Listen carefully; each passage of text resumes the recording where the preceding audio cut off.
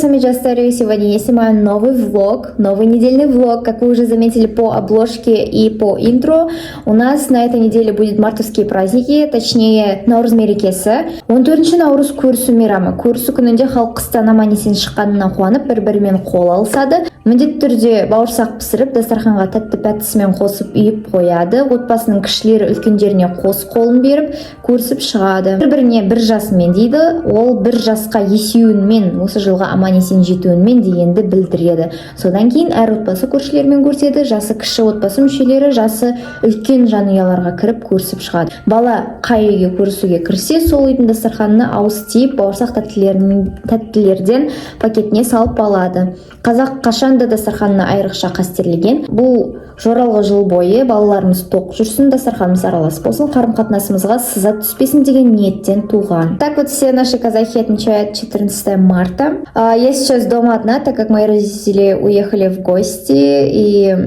little bit scary, because I'm alone at home alone. А у нас уроки никто не отменял, поэтому я сейчас пишу свои ссоры в Сочи. В райтинге еще надо подготовиться к спикингу. У меня это все будет хорошо, просто надо выжить и все. Кстати, как вы заметили, я поменяла свою локацию, теперь я учусь в этой комнате.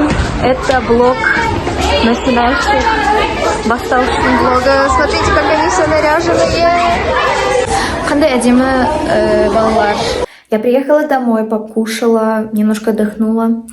А теперь приступаем к подготовке. У меня 20 числа будет олимпиада по английскому языку. Да, как обычно. Почему так много олимпиад, я не знаю. Вот я сижу, сделала себе творог, изучаю грамматику и выписываю все. Мне нужно подтянуть в writing. You need to find some ideas to write something and then practice a lot. Это очень долго и муторно, но я справлюсь. Это Олимпиада Kazgyu School. Мы прошли первый тур. Первый тур был очень даже сложным, но оно проходило онлайн. И второй тур у нас будет офлайн. И если у меня получится, я хочу снять обзор на Kazgyu School у нас в Ахтубе.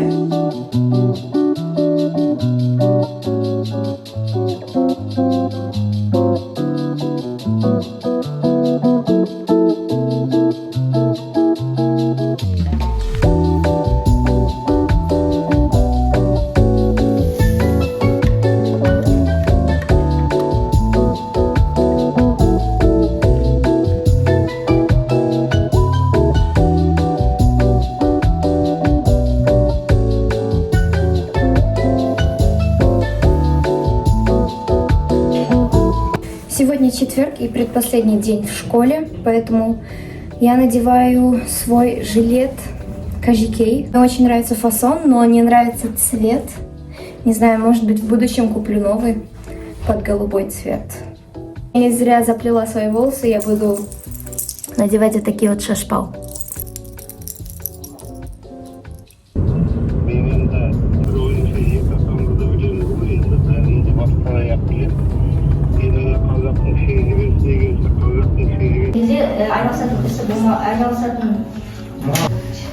Апарманбаев бір қара жүзінде былай дейді, жалпы мал бағу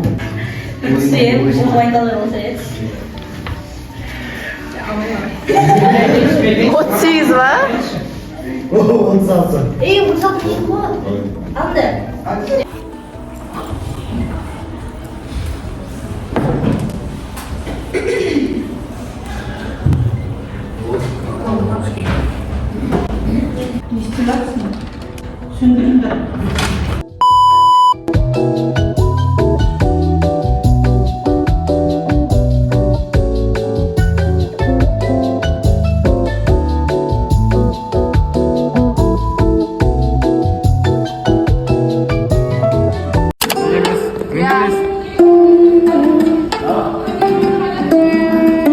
Ағай деді ғой.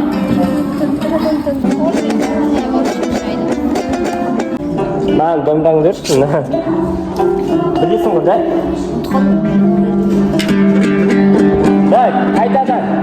Birga, iyi. Tındaymiz. Bastanglar жеткенше. İyi.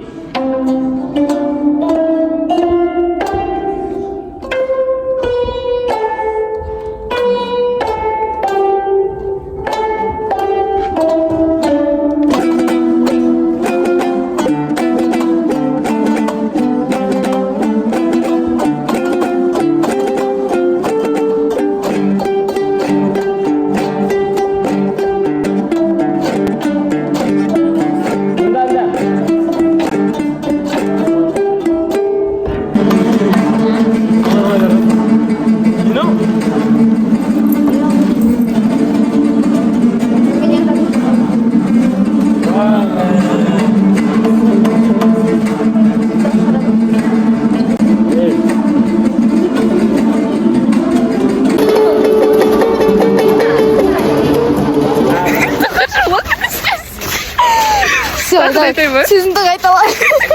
Короче, твои видосы. С папой смотри, я говорю, вот этот парень туда ходит, а этот парень, на қыз менімен танысады, он менімен келеді. Мынау вот, она снимает у нас видео. Барлығын айтшы. Смотрел один блог, где там Дина поет, терме айтады ғой. Сол жерде папа екеуміз бірімізге қарап тұрдық. Видишь, какая наша школа? Талант. Да. Это реальный фанат.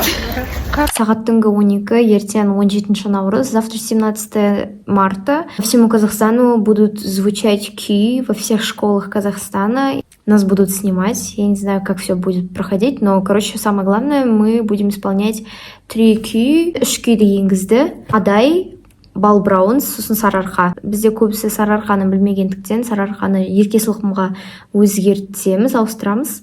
Прикол в том, что все ждем Наурыз, чтобы покушать кужи, баурсаки, но нам не разрешает наша школа, мы очень злые. Завтра последний день, я бы даже не собиралась идти, но мне нужно там выступать, поэтому көзді жұмып қараймыз, кеттік. А я спать. Туымен түскім келмейді. Түрім бұлшыт болды. Чай ішіп отырып.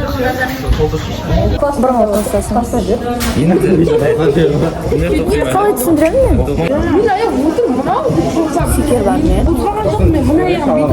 Тауып алу керексің. Қандай әдемі қыздарның қараңдар.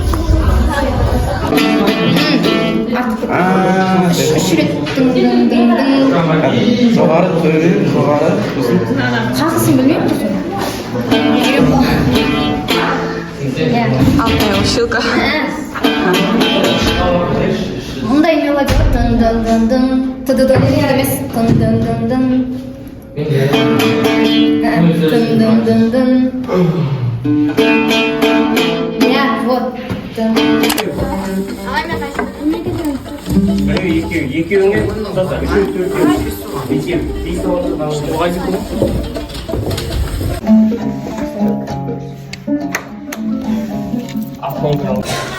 Без шахток. Иди в Хей, а как вам такой стиль? Я приняла душ, и вот так вот выглядят мои волосы. Честно, вообще нереально, неудобно. Я выиграла первое место, да, вот это я.